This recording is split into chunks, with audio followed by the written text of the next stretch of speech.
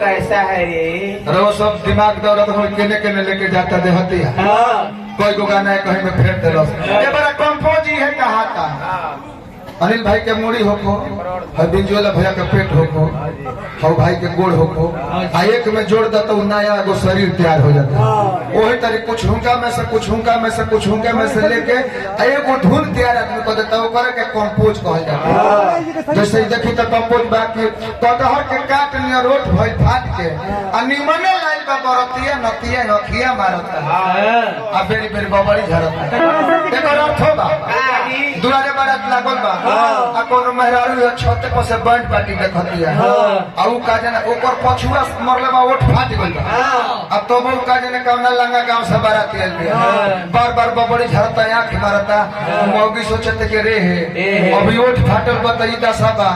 कोई निमर रहती तो उ लड़किए से बियाह न करके हमरे गले के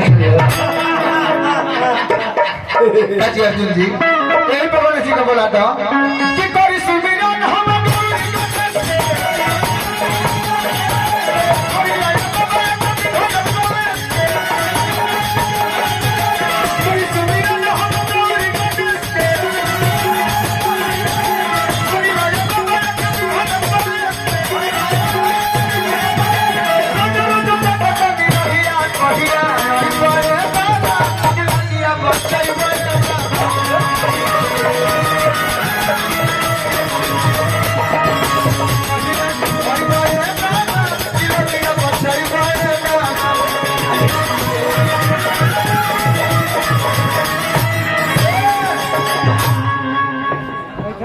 परदुमन भाई हमारे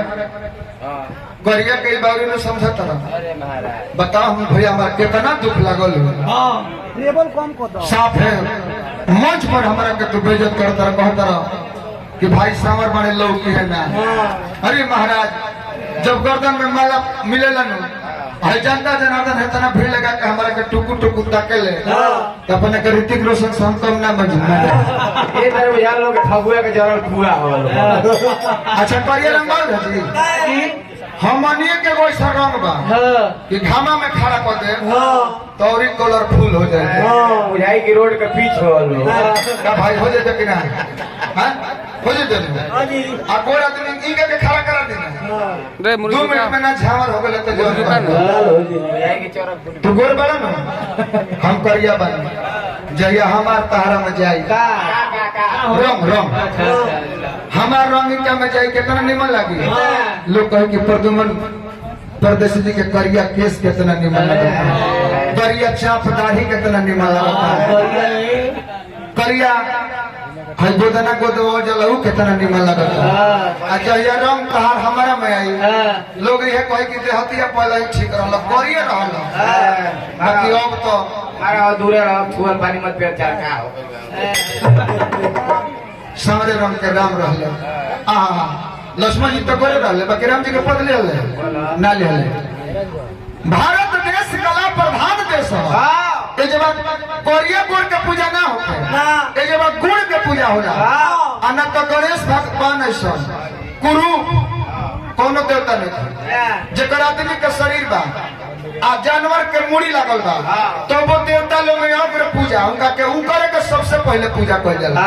त काहे रूप सावर गुड़ पर गुड़ पर उनका में गुण रहे बुद्धि विवेक रहे तब उनकर प्रथम पूजा भइल। ऐसे कहता है का हमरा कि करी सुमिरन हम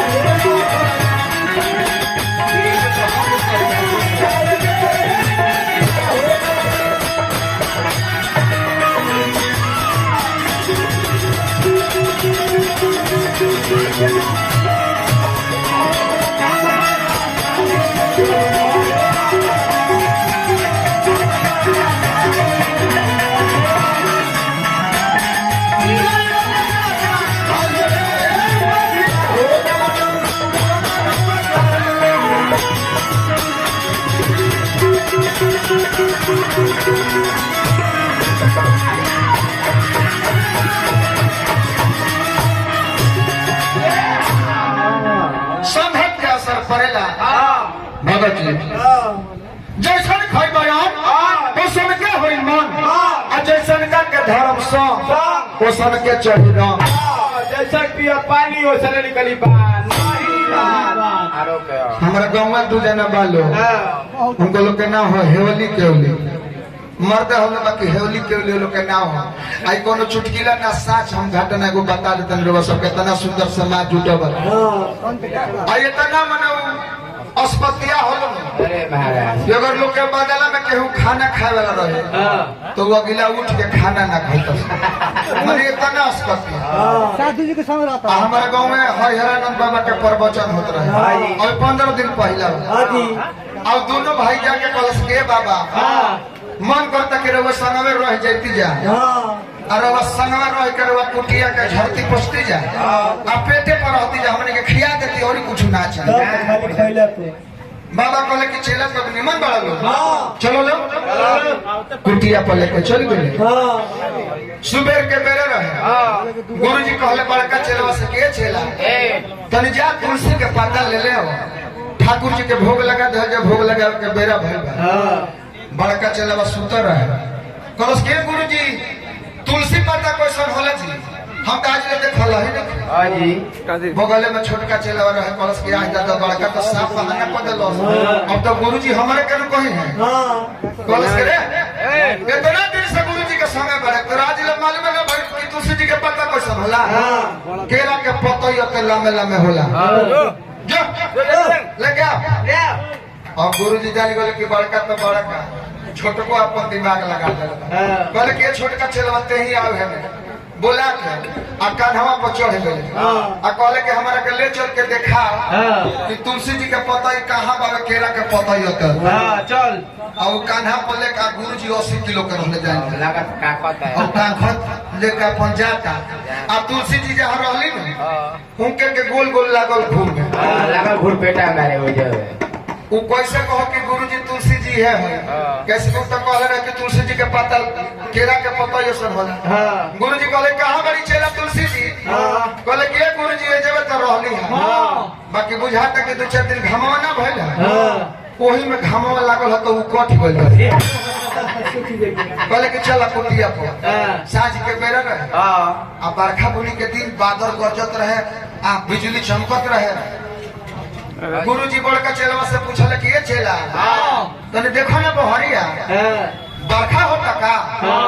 अब तोले संजोग से वो बिलाई जाए कि कुटिया में ढूकल बहरिया से बड़का चेला कस के गुरुजी अब बरखा देखे खातिर बहरी जाए के बा हो बिलैया अभिन बहरिया से लसिया ओकरा पिठिया पर हाथवा फेर अगर भीजल है तो जान जब की बरखा होता अगर ना भीजल है तो जान जब की बरखा नहीं क्या होता कहले कि समझा देलस कहले कि रे छोटका चलवा बड़का तो कुछ हो ना करी तेही तने उठ के दियो तो बुता दे का गुरुजी अब दिया बुतावा खातिर उठे के बा आँखिए काहे ने खिमुद ले तो बुझाई कि दिया बुता गुरुजी कहले कि रे तने के पेटो पर पहाड़ बरस और कुछ ना करबस कम से कम उठ के केवड़ियो तो बन बदस दोनों एक मुंह बरस के का गुरुजी एक भोर से मैं काम हमनी के करता नहीं जा अब रवा इतना बुढ़ा गइल बनी उठ के तो केवड़ियो बन नहीं कर सकता तो को वैसा नस्पतिया हमें जेले मंटू बाबा की पान चढ़े फूल चढ़े चढ़े